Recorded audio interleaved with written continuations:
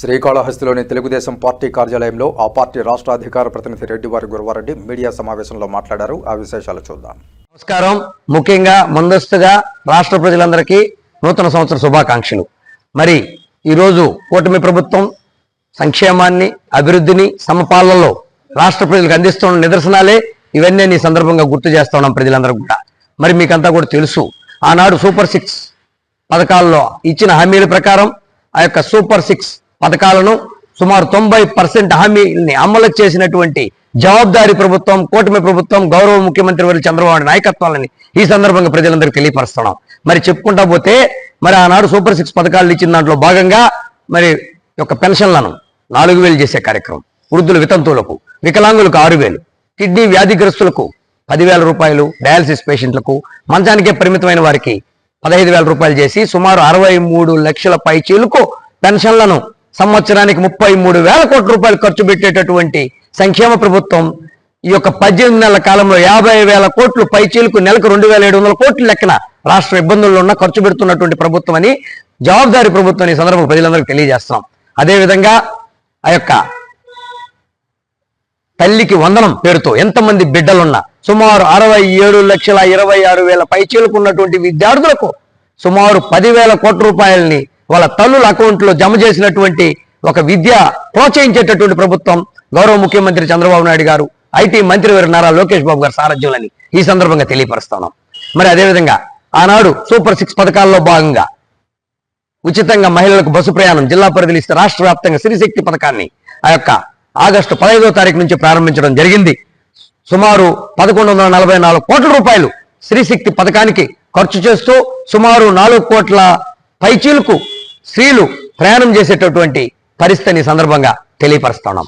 అదేవిధంగా రైతులకు ప్రథమ ప్రాధాన్యత ఇవ్వాల లక్ష్యంతో అన్నదాత సుఖీభవ కార్యక్రమాన్ని తీసుకొచ్చి ఆ యొక్క రైతుల అకౌంట్లో 2 విడతలుగా ఆ యొక్క 46 లక్షల మంది రైతాంగాన్ని 6,310 కోట్ల రూపాయలు ఇచ్చి ఆదుకునేటటువంటి రైతు ప్రభుత్వం గౌరవ ముఖ్యమంత్రి వారి చంద్రబాబు నాయకత్వంలో ఈ సందర్భంగా తెలియపరుస్తాను. అదేవిధంగా ఆ యొక్క మహిళలకు ఆనాడు బాదుడే అనే కార్యక్రమం ద్వారా ఆనాడు జగన్మోహన్ రెడ్డి పరిపాలన ఇబ్బందులు పడతా ఉంటే మరి మహిళలకు గ్యాస్ సిలిండర్లు ఉచితంగా ఇవ్వాలని సూపర్ 6 పథకాల్లో భాగంగా ప్రవేశపెట్టడంతో సుమారు 2,680 కోట్ల రూపాయలని ఖర్చు చేసి సంవత్సరానికి 3 సిలిండర్ల వంతున 2 కోట్ల సిలిండర్ల పైచీలకు అందజేసినటువంటి ఘనత నారా చంద్రబాబు నాయుడు గారిది, కూటమి ప్రభుత్వాన్ని ఈ సందర్భంగా తెలియపరుస్తున్నాం. అదేవిధంగా ఆ యొక్క మైనారిటీల సంక్షేమానికి 3,000 కోట్ల పైచీలకు ఖర్చు చేయడం జరిగింది.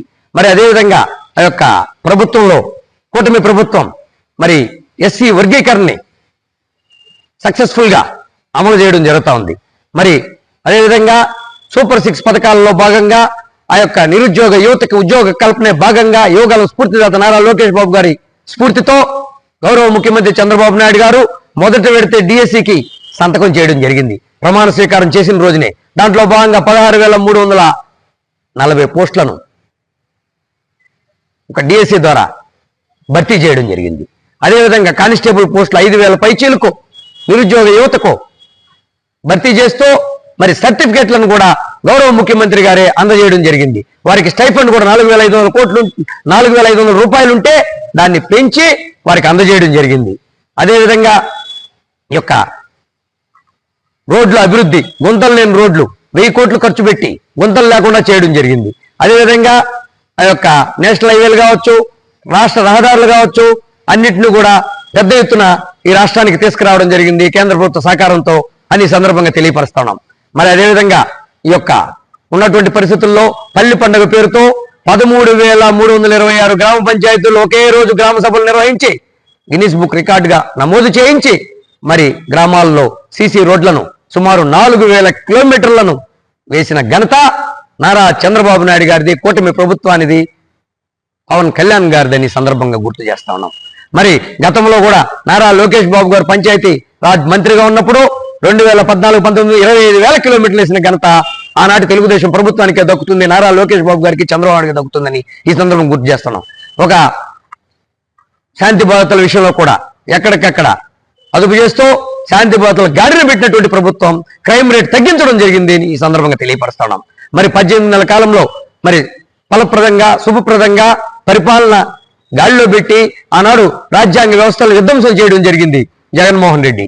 మరి ప్రజావేదిక కూల్చివేతతో ప్రారంభించినటువంటి విధ్వంసాన్ని పరంపర కొనసాగిస్తూ పోలవరాన్ని పడకేయించి అమరావతిని అటకెక్కించినటువంటి జగన్మోహన్ రెడ్డి పరిపాలన మనం చూశాం. ఈనాడు సంక్షేమమే ప్రథమ ప్రాధాన్యత, అభివృద్ధి లక్ష్యంగా పని చేస్తున్నటువంటి ముఖ్యమంత్రి గారిని, నారా చంద్రబాబు నాయుడు గారిని, కూటమి ప్రభుత్వాన్ని చూస్తా ఉన్నాం.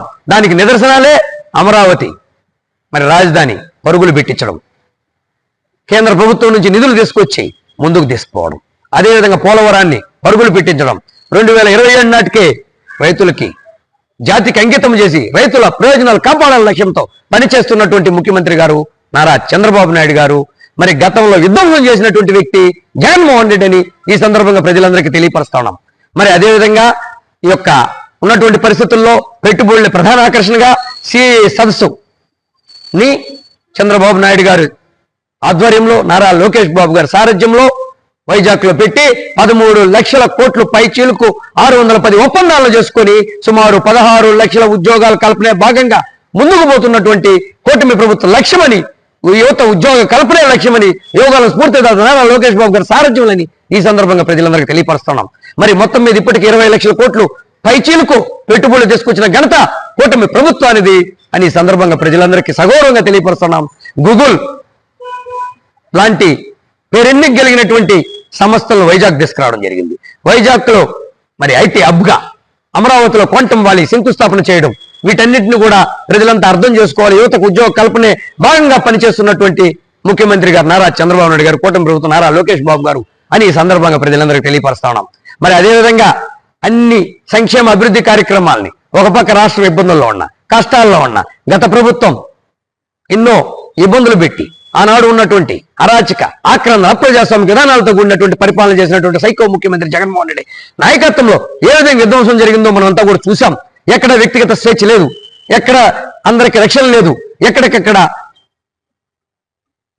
అడ్డగింతలు, ఎక్కడికక్కడ కక్ష సాధింపులు, ఎక్కడికక్కడ అక్రమ కేసులు, ఎక్కడికక్కడ ప్రజలను ఇబ్బంది పెట్టే కార్యక్రమాలు, వాటన్నింటికి తిలోదకాలిస్తూ అంబేద్కర్ రాజ్యాంగాన్ని అమలు చేసే విధంగా గౌరవ ముఖ్యమంత్రి నారా చంద్రబాబు గారి నాయకత్వంలో ఈ రోజు ఎక్కడికక్కడ అందరికి స్వేచ్ఛ స్వతంత్రాలు ఇచ్చి అన్ని విధాల ముందుకు తీసుకుపోతూ అభివృద్ధి సంక్షేమానికి పెద్దపీట వేస్తూ ఒక పక్క సంపద సృష్టిస్తూ వచ్చిన సంపదను ప్రజల అభివృద్ధికి ఆ యొక్క అందరికి ఖర్చు పెట్టేటటువంటి జవాబాదారీ ప్రభుత్వం నారా చంద్రబాబు నాయుడు గారిది, కూటమి ప్రభుత్వం ఈ సందర్భంగా తెలియపరుస్తున్నాం.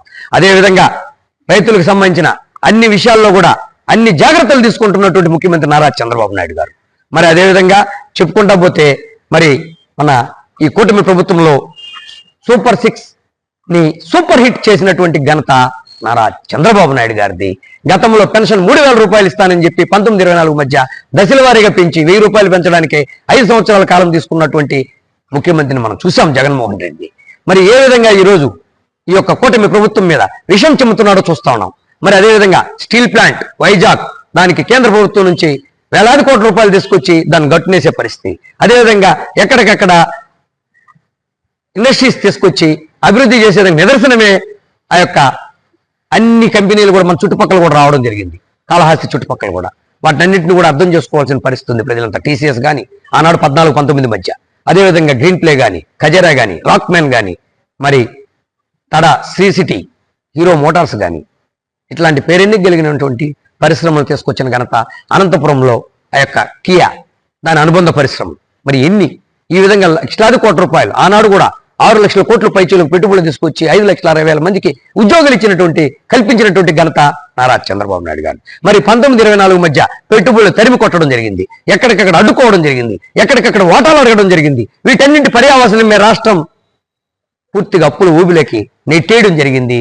అప్పుడు పరిపాలన, అప్పుడు జగన్మోహన్ రెడ్డి గారి వ్యవహారం, అప్పటి శాసనసభ్యుల తీరు, వాళ్ళ నాయకుల తీరు. మరి ఈ రోజు వాటినన్నింటినీ గాడిన పెడుతూ ఈ 18 నెలల కాలంలో సంక్షేమానికి అభివృద్ధికి పెద్దపీట వేస్తూ ఎక్కడికక్కడ 1,00,000 కోట్ల రూపాయల సంక్షేమానికి ఖర్చు పెట్టినటువంటి ఏకైక జవాబుదారీ ప్రభుత్వం, సంక్షేమ ప్రభుత్వం నారా చంద్రబాబు నాయకత్వంలో ఉన్నటువంటి కూటమి ప్రభుత్వం అని ప్రజలందరికీ తెలియపరుస్తున్నాం.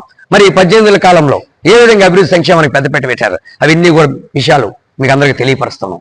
మరి అటువంటి జవాబుదారీ ముఖ్యమంత్రి నారా చంద్రబాబు గారి నాయకత్వంలో ఎక్కడికక్కడ విద్యకు ప్రాధాన్యత ఇవ్వాలనే లక్ష్యంతో పనిచేస్తున్నటువంటి విద్యాశాఖ మార్చులు నారా లోకేష్ బాబు గారు, మరి వారు మెగా పేరెంట్స్ మీటింగ్ ఇప్పటికే పెట్టి అన్ని స్కూళ్లలో విద్యార్థులతో తల్లిదండ్రులని కలిపి తల్లిదండ్రులతో టీచర్లు విద్యార్థులందరూ మమేకమై మెగా పేరెంట్స్ మీటింగ్ జరుపుతున్నటువంటి ఘనత, ఒక రాజకీయాలకు అతీతంగా ఒక జవాబుదారీగా విద్యను పెంపొందిస్తున్నటువంటి ఘనత, విద్యని ఒక మంచి మార్గంలో నడిపిస్తున్నటువంటి ఘనత నారా లోకేష్ బాబు గారికి, నారా చంద్రబాబు నాయుడు గారికి, కూటమి ప్రభుత్వానికి దక్కుతుందని ఈ సందర్భంగా తెలియపరుస్తున్నాం. మరి ఇక అన్ని అభివృద్ధి సంక్షేమ కార్యక్రమాలని పెద్దపీట వేస్తున్నటువంటి నాయకత్వం నారా చంద్రబాబు నాయుడు గారిది. అదేవిధంగా అన్ని విషయాల్లో జవాబుదారీగా, పారదర్శకంగా, ఒక నీతి నిబద్ధతతో నిరంతర కాలం ప్రజల కష్టాలు నష్టాలు తెలుసుకొని వారి యొక్క శ్రేయస్సు కోసం కృషి చేస్తూ భావి తరాల భవిష్యత్తు కోసం ఆ యొక్క ఆనాడు ఉమ్మడి రాష్ట్రంలో ముఖ్యమంత్రి ఉండి సైబరాబాద్ నిర్మాణాన్ని చేసి ఎందరికో ఐటీ పొలాలు తీసుకొచ్చి ఆ యొక్క లక్షలాది కుటుంబాలు ఈరోజు ఐటీ ఉద్యోగాల్లో స్థిరపడ్డారన్నా, తెలుగు రాష్ట్రాల్లో ఒక మంచి స్థాయికి వెళ్ళారన్నా, మరి ఆనాడు చంద్రబాబు నాయుడు గారు తీసుకున్నటువంటి విజన్ 2020 అనే ఒక లక్ష్యం అని ఈ సందర్భంగా ప్రజలందరికీ తెలియపరుస్తా ఉన్నాం. మరి ఈ రోజు అమరావతిని అభివృద్ధి చేసి విజన్ 2047 స్వర్ణాంధ్ర వైపు ఆంధ్ర రాష్ట్రాన్ని నడిపించాలని, ఆ విభజన తర్వాత జరిగిన ఇబ్బందుల వల్ల ఎంత నష్టపోయామో మనం చూసాం. 14-19 నష్టం కన్నా కూడా 19-24 మధ్య జగన్మోహన్ రెడ్డి గారు అధికారంలోకి వచ్చి ఒక అవకాశం పేరుతో అధికారంలోకి వచ్చి రాష్ట్రాన్ని 30 ఏళ్లు వెనక్కి నెట్టేయడం జరిగింది.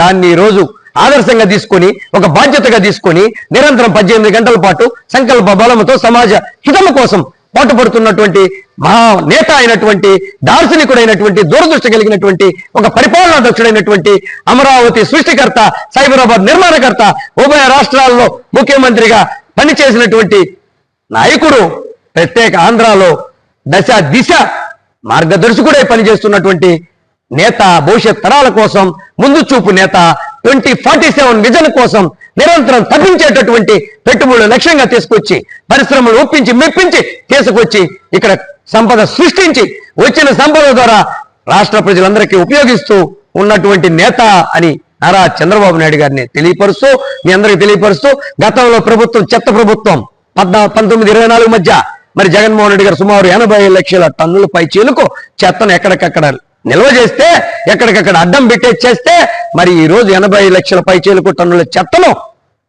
దాన్నంతా కూడా తరలించి ప్రజలకు ఇబ్బంది లేకుండా చేసి ప్రతి నెలలో ఒకరోజు స్వచ్ఛాంధ్ర అనే కార్యక్రమాన్ని తీసుకొచ్చి జవాబుదారీగా పనిచేస్తూ, అదేవిధంగా సంక్షేమ కార్యక్రమాలను ప్రజల వద్దకే వెళ్ళించాలని లక్ష్యంతో, వెళ్ళి ఇవ్వాలనే లక్ష్యంతో పనిచేస్తూ ప్రతి నెల కూడా 1వ తారీఖు పింఛనిచ్చే కార్యక్రమాన్ని గౌరవ ముఖ్యమంత్రి నారా చంద్రబాబు నాయుడు గారి నుండి కింది స్థాయి బూత్ కమిటీ, సాధికార కమిటీల వరకు కూడా తీసుకువెళ్లి అందరిలో ప్రజల్లో మమేకమై సచివాలయ సిబ్బందిని పెట్టి వారికి అందజేస్తున్నటువంటి ఒక నాయకుడు నారా చంద్రబాబు నాయుడు గారు.